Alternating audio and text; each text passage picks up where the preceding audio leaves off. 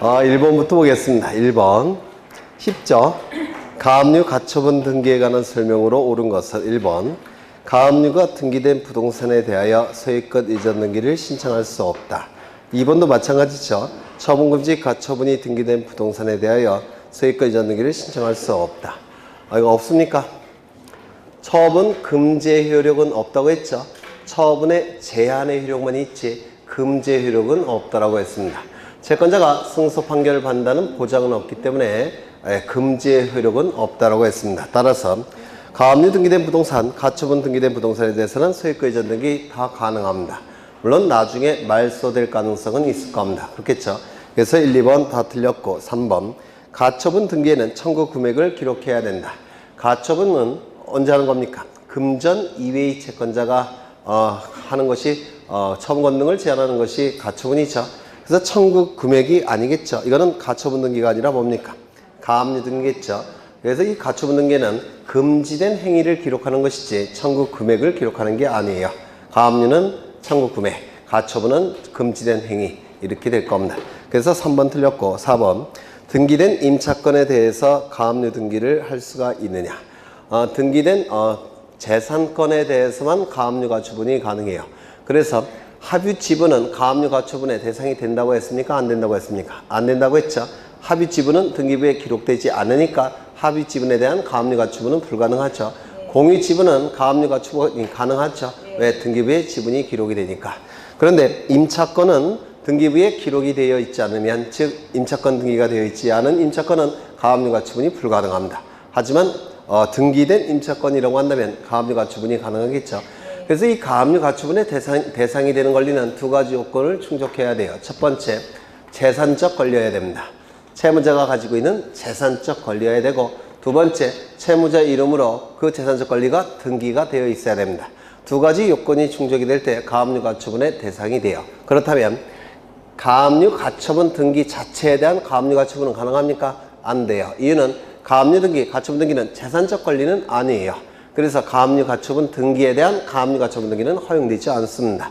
그래서 이 질문은 맞는 질문이 될 테고, 5번 가압류 등기는 가처분 채권자의 말소 등기 신청이 있는 경우에만 말소할 수 있다. 원칙으로 가압류 등기는 법원의 촉탁에 의한 등기죠. 가압류 가처분 등기는 법원의 촉탁 등기입니다. 그렇다면 말소도 원칙은 뭡니까? 말소도 법원의 촉탁에 의해서 이루어지는 겁니다. 맞습니까? 다만 예외적으로 단독 신청을 통해서 말소하는 경우도 있고 직권에 의한 말소도 인정이 될 때가 있어요. 하지만 원칙은 법원의 촉탁에 의한 등기니까 말소도 법원의 촉탁에 의해서 이루어지게 될 겁니다. 그래서 이 질문은 틀린 질문이 되겠죠. 정답은 4번. 2번 가압류 가처분 등기에 대한 설명으로 옳은 것은 소유권에 대한 가압류 등기는 부기등기로 한다. 아니죠. 소유권에 대한 가압류 가처분 등기는 주등기죠. 소유권 이외의 권리에 관한 가압류 가처분 등기는 부기등기가 될 겁니다. 그렇다면 소유권에 대한 가등기에 대한 가압류 가처분 등기는 뭐겠습니까? 소유권에 대한 가등기에 대한 가압류 가처분 등기는 아까 제가 잘못 설명드린 것 같아요. 이것도 주등기예요. 왜냐면 소유권 자체가 주등기죠. 다시요. 소유권에 대한 가압류 가처분 등기는 뭐겠습니까? 다시 주등기죠. 그래서 소유권에 대한 가등기와 소유권에 대한 본등기는 둘 다 주등기 아닙니까? 맞죠? 따라서 여기에 대한 가압류 가처분 등기도 주등기예요. 그래서 이거 아까 잘못 설명드린 것 같은데 소유권에 대한 가등기에 대한 가압류 가처분 등기는 이것도 주등기가 되는 겁니다. 그 다음에 2번 처분금지 가처분 등기가 되어 있는 토지에 대해서는 지상권 설정 등기를 신청할 수 없다. 아니죠? 네, 금지의 효력은 존재하지 않고 제한의 효력만 있기 때문에 이거는 틀렸습니다. 신청할 수가 있어요. 그 다음에 3번 가압류 등기의 말소 등기는 등기 권리자와 등기임자가 공동으로 신청해야 된다. 아니죠. 가압류 가처분 등기는 법원의 촉탁에 의한 등기니까 말소도 법원의 촉탁이 원칙입니다. 틀렸습니다. 부동산에 대한 처분금지 가처분 등기의 경우 금전 채권을 피보정 권리로 기록한다. 아니죠. 처분금지 가처분은 금전 이외의 채권, 가압류는 금전 채권. 그렇죠. 그래서 이건 금전 채권이 틀렸습니다. 이건 금지 행위를 금전 이외의 채권을 피보정 권리로 기록을 할 겁니다. 공유 지분에 대해서는 가압류 가처분 등기가 가능합니까? 가능하죠. 합유 지분에 대한 가압류 가처분 등기는 허용되지 않을 겁니다. 그래서 정답은 5번 3번 등기 신청에 관한 설명으로 틀린 것은 처분금지 가처분 등기가 된 후 가처분 채무자를 등기 의무자로 하여 소유권 이전 등기를 신청하는 가처분 채권자는 A를 얘기하는 겁니다. 제가 그려드린 그림 중에서 A. 그 가처분 등기 후에 마쳐진 등기 전부의 말소를 단독으로 신청할 수가 있냐. 어디가 틀렸습니까? 전부. 그렇죠. 세 가지 등기는 말소 신청을 할 수가 없다고 그랬죠.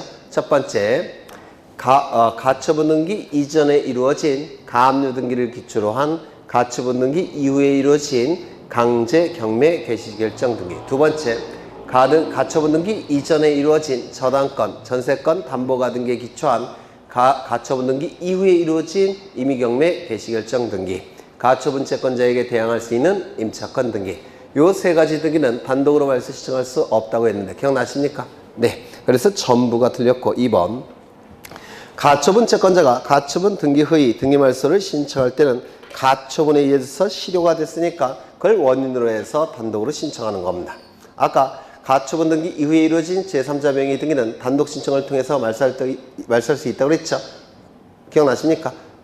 단독 신청, 판결서에 의한 등기 신청이니까 단독 신청을 통해서 말소할 수 있다고 했는데 그 원인은 가처분에 의해서 권리를 상실했다는 의미에서 가처분에 의한 실효 이렇게 기록을 합니다. 그래서 이건 맞는 지문이고 3번.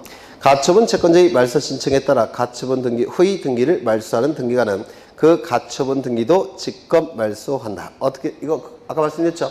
원칙은 가압류 가처분 등기는 법원의 촉탁에 의한 등기이지만 그게 원칙이지만 가압류 가처분 등기는 법원의 촉탁에 의한 등기라서 그게 원칙이어서 말소도 법원의 촉탁에 의해서 말소가 됨이 원칙이라고 그랬죠. 하지만 채권자 명의로 가처분 등기가 실행이 됐다가 채권자 명의로 소유권 이전 등기가 신청이 될 때는 가처분 등기는 어떻게 말소한다고 했습니까? 직권 말소한다고 했죠. 기억나십니까? 직권 말소. 그래서 좀 기억하셔야 된다고 했고 4번 청산 절차를 거치지 아니한 첨부 정보를 제공하지 아니한 채 담보가 등기에 기초하여 본등기가 이루어진 경험 등기관은 그 본등기를 직권으로 말소할 수 없다. 이건 대단히 중요한 등기 예규의 내용인데요. 이거 좀 암기해 두실 필요가 있습니다. 가등기는 두 가지가 있죠. 담보가등기와 손해보전의 가등기 두 가지가 있다고 했습니다. 이때 담보가등기는 가등기 담보 등에 관한 법률에 적용을 받는데 가등기 담보 등에 관한 법률에서 담보가등기 이후 기속청산에 의해서 소유권 이전에 본등기하는 경우 있죠. 혹시 민법에서 했습니까? 담보가등기 가등기 담보 등에 관한 법률 민법에서 안 하셨습니까? 했죠. 그러면 담보가등기 후 어떻게 합니까? 기속청산을 통해서 본등기하죠. 네? 근데 원래 그 청산 절차를 거치지 않으면 그러니까요. 청산 절차 공부하셨죠? 네. 청산 절차를 거치지 않고 본등기가 이루어졌을 때 그 청산 절차를 거치지 않은 등기는 효력이 있느냐? 이게 문제가 된 사안이에요. 이게 그럼 따져보죠. 첫 번째, 관할 위반의 등기입니까? 아니에요. 두 번째, 등기 시청 사건이 등기할 것이 아닌 경우에 해당됩니까? 아닙니다. 청산 절차를 거친다면 당연히 등기할 수 있는 내용이죠. 맞습니까? 그러면 청산 절차를 거쳤다는 어떤 증명서를 제출하지 않은 것에 불과한 것으로 본 겁니다. 따라서 이거는 당연부여도 아니고 직권 말소할 수도 없고 이의신청을 통해서 말소할 수도 없을 겁니다. 따라서 어떻게 될까요? 실체관계 부합 여부로 판단할 테고 실체관계가 인정이 된다면 어떻게 되겠습니까? 유효한 등기다 이렇게 얘기를 합니다. 이것도 좀 중요한 우리 등기예규의 내용이니까 좀 기억해 두셔야 돼요. 이건 1호 위반도 아니고 2호 위반도 아니에요. 단순히 청산 절차를 거치지 않은 것에 불과하다고 봅니다. 따라서 이는 3호부터 11호 어딘가에 해당되니까 당연무효가 아니고 실체관계 부합 여부에 의해서 결정이 될 겁니다. 그래서 이 4번은 좀 기억해 두실 필요가 있어요. 4번은 그 다음에 5번은 등기관이 가처분 등기를 할 때는 가처분의 피보전 권리와 금지 사항을 기록해야 한다. 청구 금액, 금전 채권액을 기록하는 게 아니라 금지된 행위를 기록하는 겁니다. 이거 맞는 지문이고요. 정답은 1번. 4번 을 소유 건물에 대한 소유권 이전 등기 청구권을 보존하기 위해서 갑의 가처분이 2018년 2월 1일에 등기되었다. 이건 아까 설명을 드린 거예요. 이거 출제됐을 때 거의 모든 분이 다 틀렸습니다. 요 시점 며칠입니까? 2018년 2월 1일 2018년 2월 1일 이때 가처분 등기가 실행이 됐습니다. 그렇죠. 그 다음에 2월 1일 맞죠? 네. 그 다음에 갑이 을을 등기의무자로 하여 세입과 이전 등기를 신청하는 경우 그 건물에 있던 다음에 제3자 명의의 등기 중 단독으로 등기 말소를 신청할 수 있는 것은 그 다음에 세입과 이전 등기가 그 이후에 이루어졌다는 겁니다. A 명의로 그리고 A 명의로. 그러면 첫 번째 보시면 2018년 1월 7일에 등기된 가압류에 의하여 2018년 6월 7일에 한 강제경매 개시결정 등기 가처분 시점이 2월 1일이죠. 그런데 가압류 등기가 1월 7일날 가압류 등기가 실행이 됐죠. 그러면 가처분 등기 6월 7일에 한 강제경매 개시결정 등기는 이거 어떻게 되겠습니까? 직권 말소할 수 있습니까? 없죠. 왜요? 가압류 등기가 가처분 등기보다 선순위죠. 네, 따라서 이때는 직권이 아니라 단독 신청을 통해서 말소할 수 없을 겁니다. 2번 2018년 1월 8일 등기된 가등기 담보권에 의하여 2018년 7월 8일에 한 임의경매 개시결정 등기 가등기가 담보가 등기가 2018년 1월 8일에 이루어졌죠. 그럼 가처분 등기 시점이 언제입니까? 2월 1일. 그럼 담보가 등기가 가처분 채권자의 가처분 등기보다 선순위죠. 따라서 단독 신청을 통해 말소할 수 있습니까? 없을 겁니다. 3번 임차권 등기명령에 의한 2018년 4월 2일에 한 갑에게 대항할 수 있는 주택 임차권 등기 가처분권자 갑에게 대항할 수 있는 임차권 어떻습니까?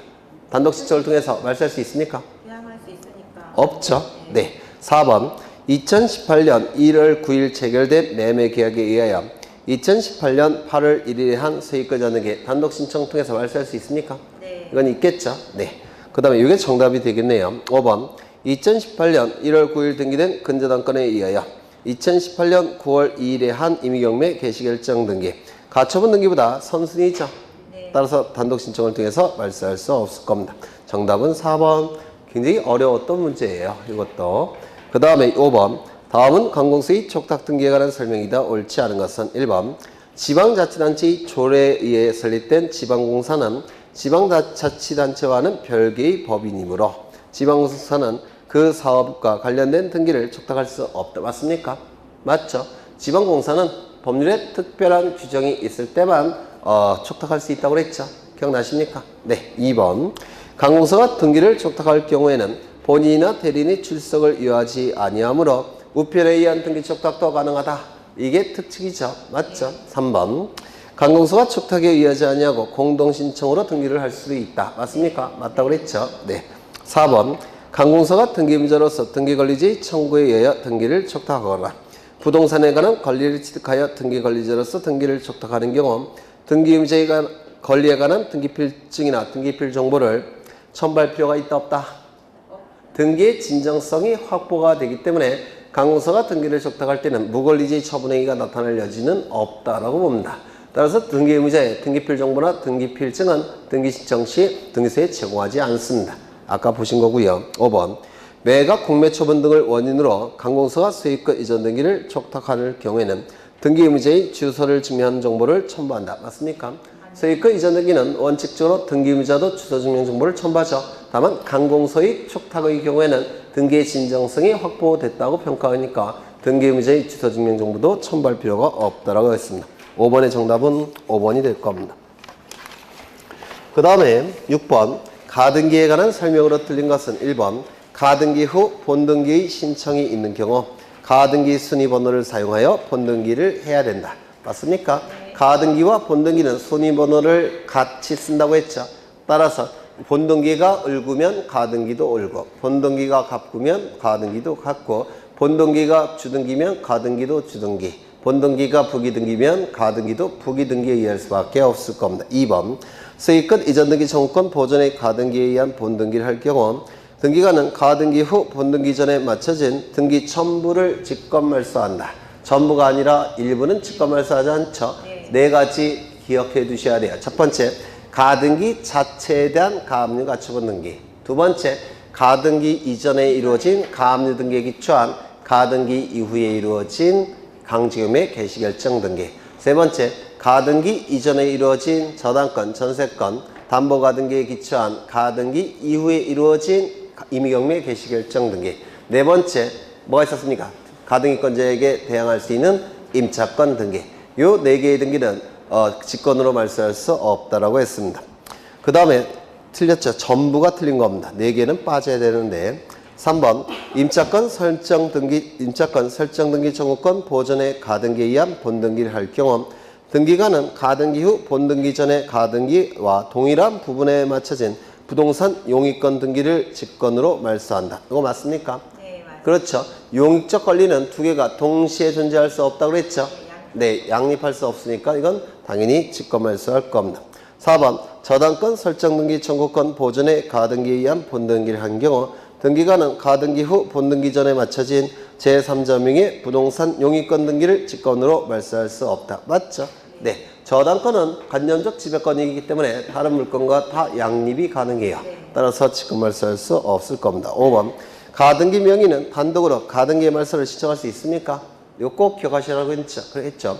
가등기 말소 등기는 가등기 명의인이 자신의 가등기 권리를 포기하고 단독으로 말소 신청할 수가 있고 가등기 의무자도 가등기 명의인의 승낙서를 첨부해서 단독으로 말소 신청할 수 있고 등기상 이해관계인도 가등기 명의인의 승낙서를 첨부해서 단독으로 말소 신청할 수 있다라고 했죠. 그래서 정답은 2번. 7번 가등기에 관한 설명으로 틀린 것은 1번 하나의 가등기에 관하여 여러 사람의 가등기 권리자가 있는 경우에 그중 일부의 가등기 권리자가 자기의 가등기 지분에 대해서 본등기를 신청할 수 있습니까? 없습니까? 이거 기억 안 나시죠? 또? 네. 좀 보겠습니다. 제가 이런 그림을 그린 적이 있어요. 여기에 이러한 부동산이 있고 소유자가 갑입니다. 그런데 A, B, C와 매매 계약을 체결합니다. 3억의 매매 계약을 체결해요. 그런데 A는 1억 원을 각출했고 B도 1억, C도 1억. 그러면 이 A, B, C는 소유권, 이전 등기 청구권이 발생을 할 겁니다. 이 소유권 이전 등기 청구권의 순위를 보존하기 위해서 이 등기 청구권의 순위를 보존하기 위해서 임시로 등기를 하게 될 겁니다. 그렇다면 여기 1억 원씩 지불했으니까 3분의 1씩 가등기 권리를 가지게 될 겁니다. 준 공유한다 이렇게 얘기를 해요. 이렇게 가등기 권리를 가지게 될 겁니다. 이때 가등기권자 1인인 요 A가 자신의 지분에 대해서 본등기 할 수는 있지만 가등기권자 1인인 요 A가 전원 명의로 본등기 할 수 있느냐? 전원 명의로 없다고 했죠. 전원 명의로 이렇게 본등기 할 수는 없다고 했습니다. 대단히 중요하니까 꼭 외워두셔야 돼요. 이거는 허용되지 않습니다. 보신 기억이 있죠? 가등기 권리자 1인은 자신의 지분만에 대해서 본등기 신청할 수 있지만 전원 명의로 본등기 신청은 허용되지 않는다라고 했습니다. 꼭 기억해 두셔야 돼요. 워낙 중요하니까 민법에서도 출제된다면 아주 고급 지문으로 출제가 되는 겁니다. 그러면 이제 2번 없다니까 틀렸습니다. 2번 가등기를 마친 후에 가등기 의무자가 사망한 경우 가등기 의무자의 상속인은 상속등기를 할 필요 없이 가등기 권리자와 공동으로 본등기를 신청할 수 있다. 이것도 중간생략등기가 명문으로 허용이 되는 경우에요. 여기에 이러한 부동산이 있고 소유자가 갑입니다. 그러면 이때 을에게 소유권 이전에 가등기를 해줍니다. 그러면 이때 요 을은 본등기의 등기 권리자가 될 테고 본등기의 등기 의무자죠. 지금 갑에게는 소유권 이전 등기 의무가 발생을 하죠. 맞습니까? 소유권 이전 등기 청구권에 대해서 가등기했고 이거 되셨을까요? 좀 생략하면 어려운가 봐요. 네, 매매 계약이 체결되면 요 을에게는 소유권 이전 등기 청구권이 발생하죠. 요거의 순위를 보존하기 위해서 뭘 하는 겁니까? 가등기를 하는 거죠. 이렇게 가등기가 된 상태예요. 그러면 을은 소유권 이전 등기 청구권 발생했고 갑은 소유권 이전 등기 의무 발생했겠죠. 맞습니까? 그런데 이때 갑이 사망을 하게 되면 갑이 가지고 있는 모든 재산적 권리와 의무는 상속인 A에게 하나도 빠짐없이 포괄해서 승계가 이루어집니다. 이걸 뭐라고 불렀습니까? 상속이라고 불렀어요. 그러면 요 A는 소유권도 취득하겠죠. 소유권도 취득하지만 뭐도 취득하겠습니까? 비상속인이 가지고 있는 모든 재산적 권리와 의무는 하나도 빠짐없이 상속이 되는 겁니다. 다 넘어가는 거예요. 그러면 이 의무도 어떻게 되겠습니까? 이렇게 승계가 이루어지는 겁니다. 소유권도 승계됐지만 소유권 이전 등기 의무도 승계가 되는 겁니다. 이 의무를 이행하는 게 뭡니까? 등기를 신청하는 거예요. 그래서 이렇게 등기를 신청하는 겁니다. 그래서 곧장 갑의 이름에서 누구의 이름으로 본등기가 이루어지는 겁니까? 을의 이름으로 본등기가 이루어지는 겁니다. 이렇게. 그러면 이때 얘는 등기 의무자, 얘는 등기 권리자 이렇게 되는 거예요. 원칙은 어떻게 되는 게 정상입니까? 갑에서 A 명의로 그 다음에 을의 이름으로 이렇게 등기가 되는 게 정상이에요. 그렇죠? 그런데 우리 등기법의 규정에 의해서 갑의 이름에서 곧장 누구의 이름으로 본등기가 이루어집니까? 이렇게. 그래서 이것도 일종의 중간 생략 등기가 허용이 되는 겁니다. 요게 이해가 되셨을까요? 네. 그래서 이것도 맞는 지문이 됩니다. 상속 등기를 해도 좋지만 안 해도 상관이 없다는 겁니다. 그러면 상속 등기를 한 다음에 을의 이름으로 본등기면 그건 잘못된 겁니까? 그것도 잘못된 건 아니에요. 다만 비용이 좀 더 들어가고 절차가 하나 더 추가될 뿐이지 잘못된 건 아닙니다. 그 다음에 3번. 채권적 청구권에 대해서만 가등기할 수 있으며 물청을 보존하기 위해서는 가등기할 수 없다. 맞죠? 네. 물권 변동에 본등기를 하기 전에 임시로 손해를 보존하기 위해서 하는 등기가 가등기니까 당연히 채청에 대해서만 가등기가 가능합니다. 물권을 이미 취득한 자가 행사하는 권리가 물청이에요. 물권 취득에 본등기를 한 다음에 나타나는 게 물청이에요. 그러면 본등기 한 다음에 가등기 할 필요는 없겠죠? 물청은 가등기 할 필요가 없습니다. 4번. 환매 특약 등기에 가등기는 성질상 인정될 수 없으나 맞습니까? 환매권은 형성권이에요. 청구권 자체가 아닙니다. 형성권이니까 가등기가 불가능해요. 성질상. 그런데 가등기 이 환매권은 양도가 가능합니다. 무슨 얘기냐면 이런 뜻이에요. 여기 이러한 부동산이 있고 소유자가 갑입니다. 갑이 을과 매매 계약을 체결합니다. 동시에 뭐를 체결한다고 했죠? 환매 특약. 기억나십니까? 그때 요 매매에 의해서 무슨 등기가 실행이 됩니까? 소유권 이전 등기가 누구의 이름으로? 을의 이름으로.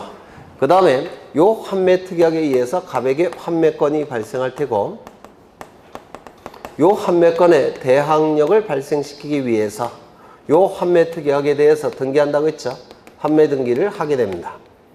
누구의 이름으로? 갑의 이름으로 환매 등기가 이루어지게 될 겁니다. 요 환매권은 가등기가 불가능해요. 왜? 형성권이니까. 그렇죠? 여기까지 이해가 되십니까? 그런데 이 환매권도 형성권으로서 재산적 권리예요. 재산적 권리. 재산적 형성권도 재산권이 되는 거예요. 당연히. 그럼 요 갑이 요 환매권을 A에게 양도합니다. 양도가 이루어지면 요 A는 갑에게 환매권 이전 등기 청구권이 발생하겠죠. 맞습니까? 이건 청구권, 채권적 청구권입니까? 아닙니까? 등기 청구권은 채권적 청구권이에요. 등기 청구권. 환매권은 형성권이라고 했죠. 그런데 이거는 환매권이 아니라 환매권 이전 등기 청구권입니다. 환매권 이전 등기 청구권. 따라서 이것도 채권적 청구권이니까 가등기할 수가 있습니다. 따라서 환매등기 이전에 가등기는 가능하다 이렇게 얘기합니다. 환매등기 이전 등기 청구권의 순위를 보존하기 위해서 가등기를 하게 됩니다. 나중에 본등기 하겠죠. 본등기 뭡니까? 환매등기의 이전 등기가 본등기가 될 겁니다. 다시요.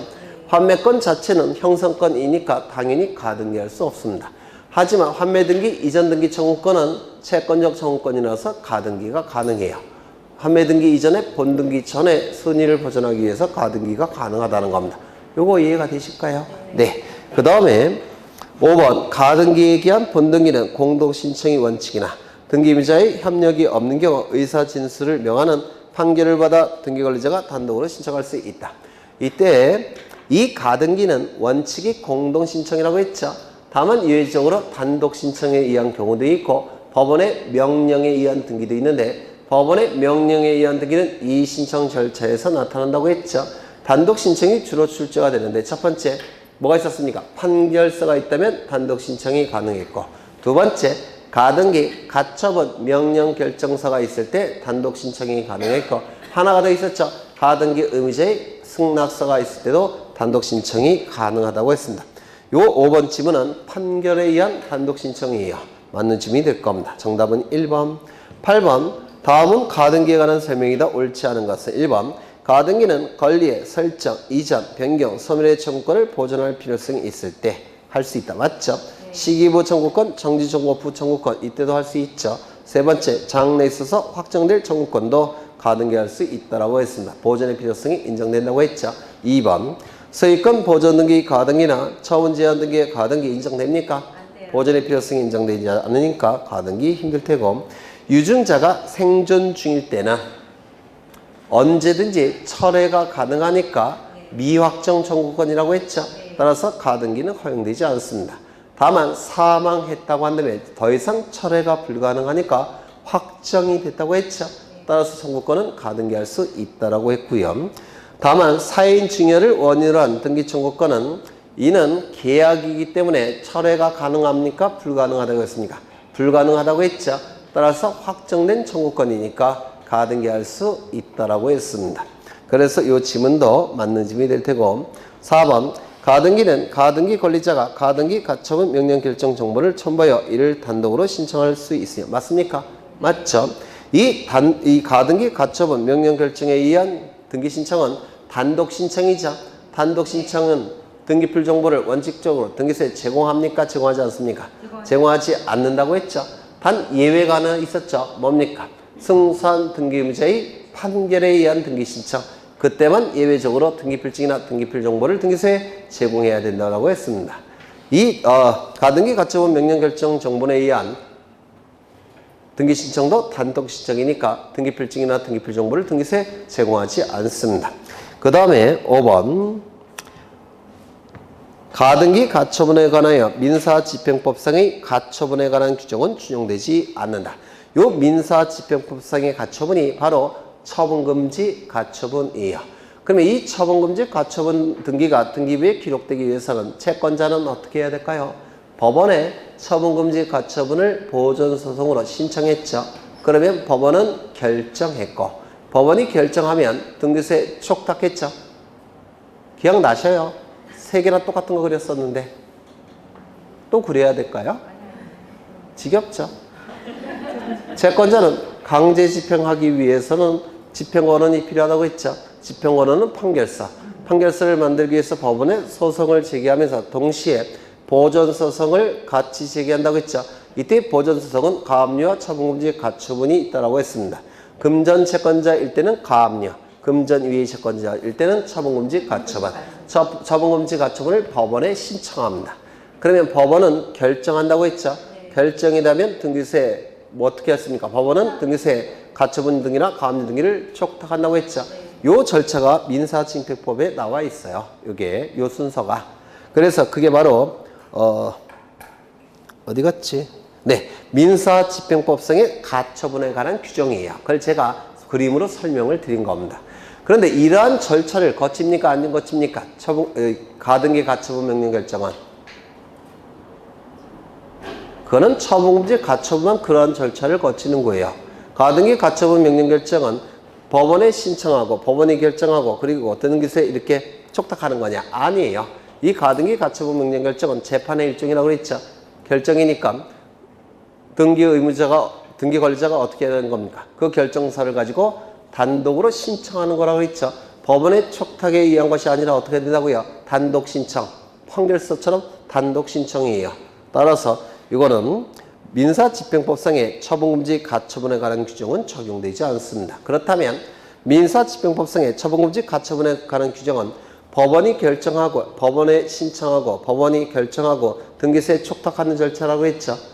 그런데 이 가등기 가처분 명령 결정 그 절차를 거치는 게 아니라 어떻게 한다고요? 등기 권리자의 단독 신청. 맞습니까? 그러면 등기 권리자의 단독 신청인데 가등기 가처분 명령에 의한 명결정의 가등기를 법원이 촉탁한다면 등기소에서 해줄까요? 안 해줄까요? 안 해줍니다. 채권자의 단독 신청인데 법원이 촉탁한다면 당연히 안 해줄 겁니다. 그런 뜻이에요. 이게. 네. 그래서 가등기 촉탁을 하는 때는 이를 각하한다, 각하하지 않는다. 각하한다. 촉탁이 아니라 뭐라고요? 단독 신청. 네, 그걸 얘기하는 겁니다. 그래서 이 지문도 맞는 지문이고 정답은 2번. 다음은 가등기에 관한 설명이다. 옳지 않은 것은 1번. 가등기 말소 신청서에 가등기 명인의 승낙서 이에 대항할 수 있는 재판의 등본을 첨부할 때는 등기상 이해관계인이 가등기의 말소를 단독으로 신청할 수 있다. 가등기 말소 등기는 단독 신청하는 방법이 세 가지가 있었죠. 첫 번째, 가등기 명인의 단독 신청. 두 번째, 가등기 의무자의 단독 신청. 세 번째, 뭐 했었죠? 등기상 이해관계인의 단독 신청. 그렇죠. 이때는 가등기 명의는 단독 신청할 수가 있고 나머지 가등기 의무자나 등기상 이해관계인은 뭐가 필요하다고요? 가등기 명의의 승낙서가 필요할 겁니다. 승낙을 해주지 아니할 때는 재판을 걸어서 판결서를 받아내서 단독으로 신청할 수도 있을 겁니다. 그래서 이 지문은 맞는 지문이고 2번 재단법인이나 학교법인이 등기 의무자로서 그 소유 부동산에 관한 소유권 이전 등기 청구권 보전의 가등기를 하는 경우 주무관청의 허가를 받을 필요가 없다. 이건 좀 어려운 건데요. 민법에서 공부를 좀 하셨어야 되는 건데 여기 이러한 부동산을 가지고 있고 요 갑이 재단법인이라는 겁니다. 이 재단법인은 의미가 뭐냐면 재산이 단체를 형성해서 법이 사람으로 인정했다는 뜻이에요. 그런데 이 부동산을 다른 자에게 처분하면 이 부동산이 을에게 넘어가죠. 그러면 이 재산이 어떻게 돼버립니까? 감소하죠. 맞습니까? 감소가 이루어지는데 이 재산은 이 재단법인의 본질적 내용이에요. 이게 재산이 단체를 형성했다 이렇게 돼 있죠. 그런데 이 부동산을 다른 자에게 처분을 하게 되면 재산이 줄어들지 않습니까? 줄어들기 때문에 반드시 주무관청의 허가가 있어야지만 처분이 가능합니다. 이거 이해가 되실까요? 재단법인은 그 본질이 뭐예요? 재산이 그 본질입니다. 그런데 처분을 하게 되면 재산이 줄어들기 때문에 반드시 주무관청의 허가가 필요합니다. 이거 이해가 되실까요? 어려우세요? 재단법인이 만들어질 때는 그 재단법인을 구성하고 있는 재산이 등기부에 딱 기록이 돼요. 법인 등기부에. 그런데 재산이 줄어들어 버리면 그 본질적 내용이 줄어드는 거 아닙니까? 따라서 반드시 주무관청의 허가를 받아야 됩니다. 이거 이해가 되실까요? 반드시 주무관청의 허가를 받아야 됩니다. 그런데 이 재단법인이 이 부동산에 대해서 소유권 이전 등기를 을에게 해준다면 소유권이 넘어가니까 재산이 줄어들죠. 따라서 주무관청의 허가가 필요합니다. 여기까지 이해가 되실까요? 그런데 만약에 을에게 소유권 이전 등기를 해주는 것이 아니라 소유권 이전에 가등기만 해줬다는 겁니다. 그러면 이 가등기는 권리 변동의 효력이 있습니까? 없습니까? 없어요. 가등기만 갖고 을은 소유권을 취득합니까? 못해요. 그러면 가등기만 해준 상태라고 한다면 재산이 줄어들었습니까? 아직은 줄어들지 않았습니까? 줄어들지 않았습니다. 따라서 허가가 필요합니까? 허가가 필요 없습니까? 허가가 필요 없습니다. 이때는 이거 이해가 되실까요? 이런 건 다 민법의 내용이에요. 민법에서 공부하시는 거죠. 그래서 이것도 주무관청의 허가를 받을 필요가 없다. 당연히 맞는 지문이야. 그렇다면 본등기를 신청할 때는 주무관청의 허가가 필요할까요? 안 필요할까요? 필요하겠죠. 왜? 을은 소유권을 취득할 때고 갑은 소유권이 줄어드니까 주무관청의 허가가 있어야 돼요. 이거 이해가 되실까요? 네. 그 다음에 4번 가등기에 기한 본등기를 하는 경우에 가등기 후 본등기 전에 격려된 등기 중 가등기에 기한 본등기와 양립할 수 없는 등기는 등기공무원이 직권으로 말소해야 된다. 아까 많이 보셨죠? 양립 불가능할 때도 직권 말소하는 경우가 있었습니다. 5번 소유권 이전 청구권 가등기권자가 가등기에 기한 본등기를 하지 않고 다른 원인에 의한 소유권 이전 등기를 한 후 다시 그 가등기에 기한 본등기를 할 수 없다. 이거 맞았을까요? 틀렸을까요? 이런 걸 이해하는 게 리걸 마인드가 있다. 보통 이렇게 얘기하는데. 지금 갑이 을에게 소유권 이전에 가등기를 해줬죠. 해줬습니까? 이거 예전에 한 거예요. 근데 여기 매매가 이루어졌고. 그런데 갑과 을 사이에 증여계약을 체결합니다. 증여계약에 의해서 을의 이름으로 소유권 이전 등기가 실행이 됐습니다. 무슨 현상이 나타납니까? 혼동. 두 개 이상의 법적 지위가 동일인에게 기속이 됐죠. 약한 법적 지위는 강한 법적 지위에 흡수돼서 소멸될 겁니다. 맞습니까? 따라서 이 등기는 말소가 될 겁니다. 혼동은 무조건 뭐라고 했어요? 단독 신청을 통한 말소입니다. 가등기가 이루어짐으로 인해서 불이익이 발생한 자는 누굽니까? 가등기 명인 을. 가등기가 말소됨으로 인해서 이익이 발생한 자는 누굽니까? 소유권의 등기 명인 을. 그래서 등기의무자와 등기권리자가 동일인입니다. 그래서 혼동은 무조건 단독 신청이라고 했죠. 혼동이라는 단어가 나오면 무조건 단독 신청이에요. 그러면 이제 이쪽 권리가 이쪽에 흡수돼서 소멸되니까 소유권 이전에 가등기에 본등기할 수 있습니까? 없습니까? 없어요. 가등기 권리가 여기 흡수돼서 소멸되었기 때문에 그렇습니다. 이거 이해가 되실까요? 네. 그래서 이 지문은 어디 갔지? 9번에 5번인가요? 9번에 5번. 네. 9번에 5번? 9번에 5번 하셨어요. 네. 없다 맞는 지문이죠. 4번은 안 했는데 가등기 권리자는 가등기 권리를 양도할 수 없습니까? 있죠. 무슨 등기합니까? 가등기 이전 등기는 무슨 등기예요? 부기 등기하죠. 기억나십니까? 가등기 이전에 가등기 이전 등기는 부기 등기할 겁니다. 그럼 정답은 4번. 10번 가등기에 관한 설명으로 옳은 것은 1번 가등기를 명하는 법원의 가처분 명령이 있을 때는 법원의 촉탁에 의하여 가등기를 하게 된다. 이거 맞았습니까? 단독 신청이죠. 가등기를 명하는 법원의 가처분 명령이 뭐예요? 가등기 가처분 명령 결정에 의한 가등기입니다. 같은 뜻이에요. 이걸 풀었을 뿐이지 이건 무조건 뭐라고 했습니까? 단독 신청. 2번 소유권 이전 등기 청구권 보존의 가등기에 의하여 소유권 이전에 본등기를 한 경우 가등기 후 본등기 전에 맞춰진 해당 가등기상 권리를 목적으로 하는 가압류 가처분 등기는 직권으로 말소합니까? 안 합니까? 안 한다고 했죠. 네, 이거는 무권리자의 처분 행위가 아니라 정당한 채권자의 권리 행사에 의한 등기니까 당연히 직권 말소할 수 없다고 했습니다. 3번 가등기에 의하여 보존하려는 청구권이 장래 확정될 것일 경우에는 가등기할 수 없습니까? 있습니까? 있다고 그랬죠. 네, 4번 가등기에 관하여 등기상 이해관계에 있는 자도 가등기 명인의 승낙을 받아 단독으로 가등기 말소를 시청할 수 있습니까? 있다고 했죠. 5번 지상권 설정 등기 청구권 보존의 가등기에 의하여 지상권 설정에 본등기를 한 경우 가등기 후 본등기 전에 맞춰진 저당권 설정 등기는 직권으로 말소합니까? 안 된다고 했죠. 네, 저당권은 관련적 지배권이라서 다른 물건의 등기와 다 양립할 수가 있습니다. 따라서 직권 말소하지 않을 겁니다. 정답은 4번. 11번 가등기에 관한 설명으로 옳은 것은 1번 판결에 의한 가등기 신청 시 판결 정본과 확정 증명을 첨부한다. 여기서 판결에 의한 등기 신청이니까 판결서 첨부해야 되겠죠. 이때의 판결은 확정 판결이어야 되죠. 따라서 확정 증명서를 첨부한다라고 했습니다. 2번 을이 갑소유 토지에 대한 소유권 이전 청구권을 보존하기 위하여 가등기를 한 후 갑이 그 토지를 병에게 양도한 경우 본등기 청구의 상대방은 종전 소유자입니까? 현재 소유자입니까? 종전 소유자라고 했죠. 따라서 누가 등기 의무자가 되는 겁니까? 갑이 되겠죠. 그 다음에 병은 말소의 대상에 불과하다고 했죠. 네, 이거 자주 출제되니까 기억해 두셔야 되고요. 그 다음에 3번 해제 조건 후 청구권에 대해서 가등기할 수 있습니까? 없다고 그랬죠. 시기부 청구권, 정지 조건 후 청구권은 가등기가 가능하지만 종기부 청구권, 해제 조건 후 청구권은 가등기가 불가능하다고 했죠. 지상권 설정 청구권을 보존하기 위한 가등기는 갑구해야 합니까? 아니죠. 지상권 등기가 을구니까 가등기도 을구가 될 겁니다. 5번 매매의 완결권 행사로 소유권 이전 등기 청구권이 장래에 확정되게 될 경우 이때 가등기 할 수 없습니까? 있죠. 장래 확정될 청구권은 가등기 할 수 있다라고 했습니다. 그래서 정답은 1번.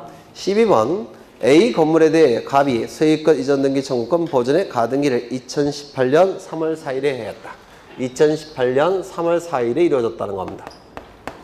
그 다음에 가등기에 의해서 2018년 10월 18일 본등기를 한 경우 2016년 2018년 10월 18일 본등기가 이루어졌죠.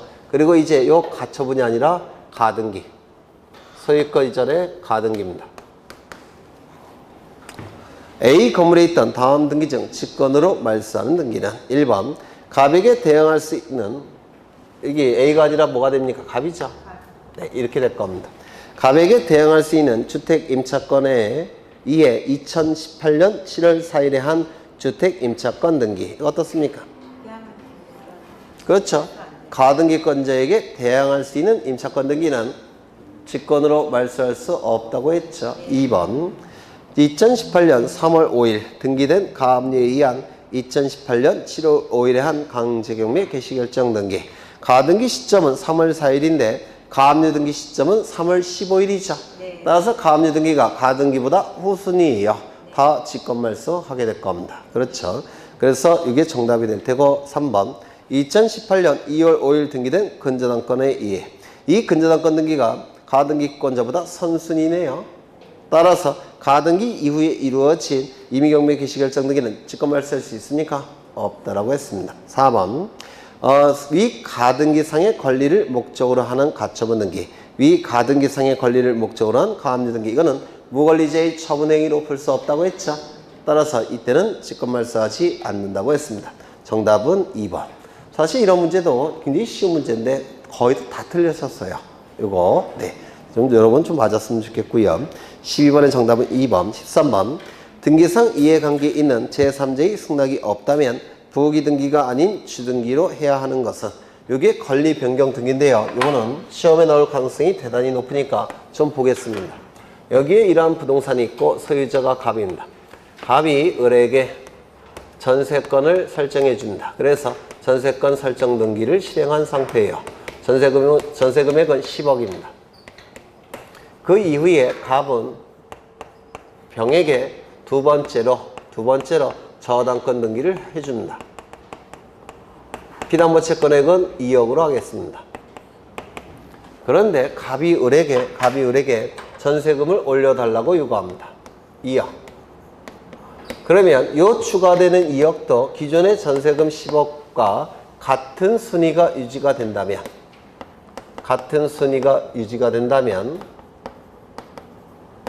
요 병은 손해가 발생할까요? 발생하지 않을까요? 손해가 발생이 돼버립니다. 왜? 나중에 경매 절차로 넘어갔을 때 피담보 채권액을 우선 변제 못 받는 경우도 발생할 수 있겠죠. 따라서 손해가 발생합니다. 이러한 자를 뭐라 부릅니까? 등기상 이해관계인 이렇게 얘기할 겁니다. 이 갑과 을은 당사자고 병은 제3자죠. 제3자 중에 손해가 발생하면 등기상 이해관계인이라고 불러요. 등기상 이해관계인이 있을 때는 이때 같은 순위 유지에 대해서 등기상 이해관계인의 승낙이 필요합니다. 그러면 같은 순위 유지에 대한 승낙이 있다면 순위가 유지가 되죠. 따라서 무슨 등기 한다고요? 부기 등기. 승낙이 없다면 순위가 유지될 수 없겠죠. 이때는 주등기하게 돼요.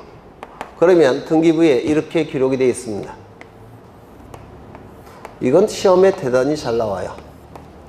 1번 전세권 설정 을 10억 2번 저당권 설정 병 2억 여기에 대해서 이 전세금이 10억에서 12억으로 늘어날 때 추가되는 금액이 기존의 전세금과 같은 순위가 유지가 된다면 등기상 이해관계인 손해가 발생한다고 했죠. 이때 등기상 이해관계인 병에 승낙이 있다면 이때는 순위가 유지가 될 겁니다. 순위가 유지가 되니까 부기 등기를 하게 될 거예요. 그러면 승낙이 있으니까 이제 부기 등기 해야 되겠죠. 1에 1. 그렇죠. 그 다음에 전세 금액이 10억에서 12억으로 늘어나고 있죠.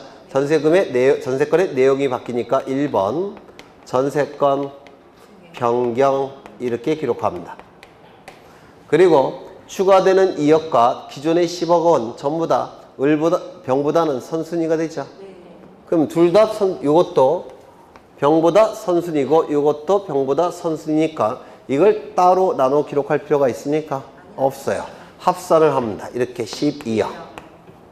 그러면 요 10억도 내버려 두면 총 얼마가 돼버립니까? 22억이 돼버려요. 따라서 이거는 지워져야 됩니다. 부기 등기할 때는 지워집니다. 다시요. 승낙이 있기 때문에 순위가 유지가 돼서 부기 등기하고 있죠. 그러면 기존의 전세금과 나중에 추가된 전세금은 둘 다 선순위가 돼요. 왜? 순위가 유지가 되니까. 맞습니까? 둘 다 선순위니까 따로 나눠서 기록하지 않고 합산해서 기록합니다. 합산해서 기록하니까 보시면 이것도 10억도 얘보다는 선순위, 이것도 얘보다는 선순위죠. 그래서 합산해서 기록해요. 합산해서 기록하는데 기존의 요 금액을 내버려 두면 이 금액이 너무 커져 버립니다. 이거 내버려 두면 몇 억이 돼요? 22억. 22억은 아니잖아요. 12억이니까. 이거 어떻게 한다고요? 주말하게 됩니다. 즉 말소하게 돼요. 이거 이해가 되실까요? 두 번째.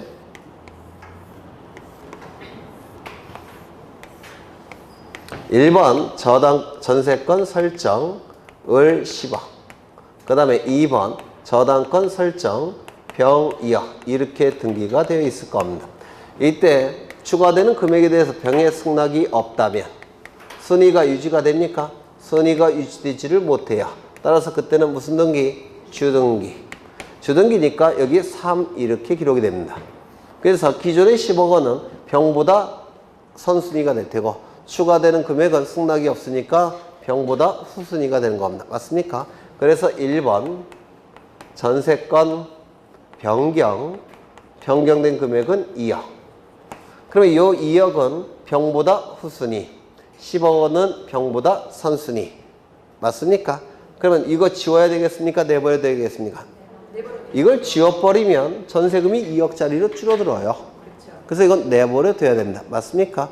이렇게 등기가 이루어져요. 그래서 여기서 키포인트는 뭐냐면 여기서 이 승낙은 추가되는 금액에 대한 같은 순위 유지에 대한 승낙이에요. 이것만 이해하시면 따로 안 외우셔도 저절로 좀 도출이 되실 수 있을 거예요. 그러면 이런 권리 변경 등기는 1, 2, 3, 4번 중에서 어디에 해당이 되는 겁니까? 3번이죠. 네. 전세금을 9천만 원에서 1억 원으로 증액하는 전세권 변경 등기. 바로 이게 주등기, 부기등기 둘로 나눠지는 거예요. 넘기겠습니다. 1번부터 좀 보죠. 소유자의 주소를 변경하는 등기명인 표시 변경 등기. 이건 어떨까요? 이름, 주민번호, 주소가 바뀌는 등기. 이거는 동일성이 유지가 되죠. 같은 사람이죠. 이름이 바뀐다고 해서, 주소가 바뀐다고 해서, 주민번호가 바뀐다고 해서 사람이 달라지는 겁니까? 아니죠. 같은 사람이라는 걸 표현해야 되니까 동일성 표현. 무슨 등기 한다고요? 부기등기. 이 등기명인 표시 변경 등기는 언제나 부기등기입니다. 두 번째, 근저당권을 갑에서 을로 이전하는 근저당권 이전 등기. 근저당권 설정 등기는 소유자가 설정해 주니까 첫 번째죠. 따라서 근저당권 설정 등기는 주등기. 그 다음에 이전 등기는 소유자를 기준으로 두 번째 도출되죠. 따라서 무슨 등기? 부기등기. 그 다음에 4번 등기원인의 권리 소멸에 관한 약정이 있을 때 그 약정 등기. 약정 등기, 특약 등기는 언제나 무슨 등기라고 했죠? 부기등기. 약정 등기는 세 가지를 기억하셔야 되는데 첫 번째, 예전에 한 것 같은데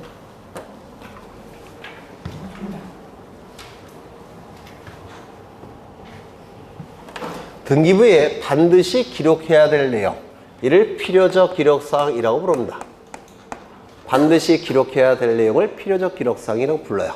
그 다음에 등기부에 반드시 기록해야 되니까 신청정보에도 반드시 기록해야 되죠.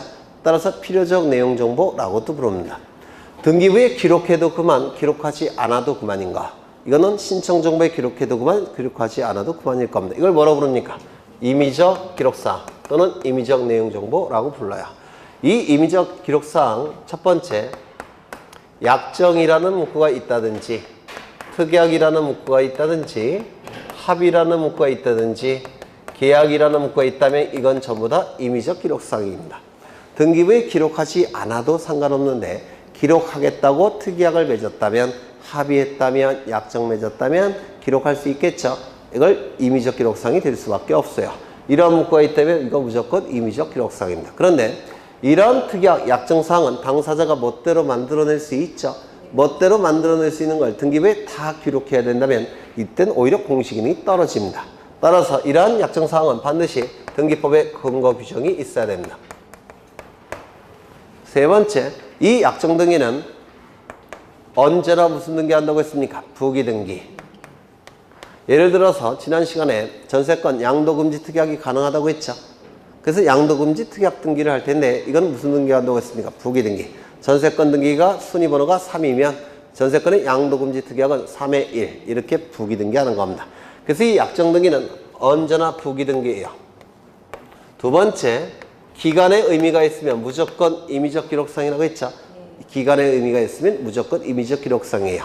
존속기간, 변제기, 지급시기, 이자 지급한 시점 이런 건 전부 다 임의적 기록상입니다. 시기, 종기 이런 것들. 세 번째 뭐가 있었습니까? 돈의 의미가 있는 건 임의적 기록상이라고 했죠. 보증금, 이자, 지료 이런 건 전부 다 임의적 기록상이라고 했습니다. 다만 필요적 기록상 세 가지를 좀 암기를 부탁드렸죠. 첫 번째, 전세권 등기에 있어서 전세금. 두 번째, 임차권 등기에 있어서 차익. 세 번째, 환매 등기에 있어서 매매대금, 매매비용. 하나 더 아시는 거 있을 거예요. 저당권 등기에 있어서 채권에 뭐 이런 것들. 이런 게 필요적 기록사항이라고 얘기했습니다. 그렇다면 지금 어디 하다가? 네, 약정. 권리소멸 약정. 이건 등기법에 근거 규정이 있어요. 언제나 무슨 등기라고요? 언제나 부기등기입니다. 1번도 언제나 부기등기, 2번도 부기등기, 4번도 부기등기, 5번 질권의 효력을 저당권에 미치도록 하는 권리질권의 등기가 여러 번 했죠. 소유권자를 기준으로 할 때 몇 번째 도출됐습니까? 네? 몇 번째? 두 번째. 그래서 부기등기라고 하지 않습니까? 그렇죠. 그래서 저당권부, 채권, 질권 등기, 저당권부, 채권, 담보권 등기는 언제나 뭐라고 했습니까? 부기등기. 그렇죠. 네. 그래서 정답은 3번이 될 겁니다. 14번. 좀 쉬었다 하죠. 네, 14번은 쉬었다 하겠습니다.